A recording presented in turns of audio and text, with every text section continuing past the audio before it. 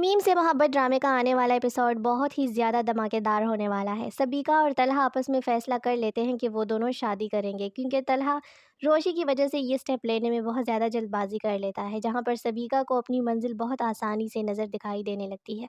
वो सोचती है कि मैंने तो कभी सोचा ही नहीं था कि तलहा मुझे दोबारा इतनी आसानी के साथ मिलेंगे। दूसरी तरफ जब आबिद अंकल रोशी को कहते हैं कि तलहा और सबीका की शादी होने जा रही है, तो अंदर से तो वो टूट फूट जाएगी, लेकिन बाहर से बहुत ज़्यादा खुद को मजबूत शो करवा रही होती है। जब वो घर जाती है तो टूट टूट के रोने लग जाती है।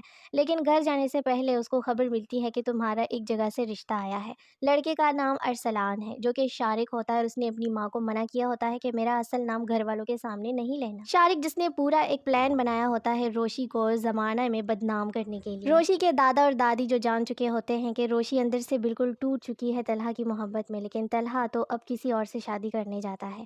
दूसरी तरफ रोशी की बहन भी रोशी को कहती है कि तुम तो तलहा से मोहब्बत करती थी, तो अब इस रिश्ते के लिए कैसे मान गई हो।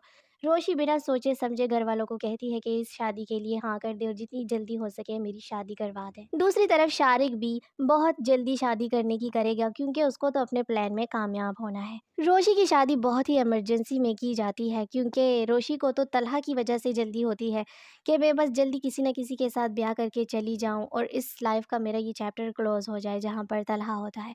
लेकिन शारिक को तो इसलिए जल्दी होती है कि वो जल्द अज जल्द रोशी को पूरे ज़माने में बदनाम होता हुआ देखे। शादी के बाकी इवेंट्स में शारिक नज़र नहीं आता, जिसका नाम उसकी अम्मी ने रोशी के घर वालों को अरसलान बताया होता है। शारिक की माँ हर इवेंट पे कोई ना कोई बहाना बना लेती है, जो कि शारिक अपनी माँ को सिखा रहा होता है कि अब रोशी के घर वालों को इस तरह बोलना है। लेकिन एन बारात वाले दिन जब पूरी बारात हाजिर होती है, सारे लोग भी आ चुके होते हैं, रोशी भी दुल्हन बनी बैठी होती है, और इसी दौरान आबिद अंकल और तलहा साथ में मोहित भी आ जाते हैं। रोशी बिल्कुल नॉर्मल तरीके से मोहित के साथ खेलने लग जाती है दुल्हन बनी, और तलहा तो रोशी को देखते ही अंदर डूब जाता है। उसके दिल को कुछ हो जाता है, क्योंकि अब वो सबीका से दिल से शादी नहीं करना चाहता, बस सिर्फ वो ये है कि ये सोचता है कि जो रोशी है वो उम्र से बहुत ज़्यादा कम है और मेरे साथ सूट नहीं करती, और मैं उसकी अच्छी भली लाइफ ख़राब नहीं कर सकता मोहित की वजह से, जबकि सबीका एक मैच्योर लड़की होती है।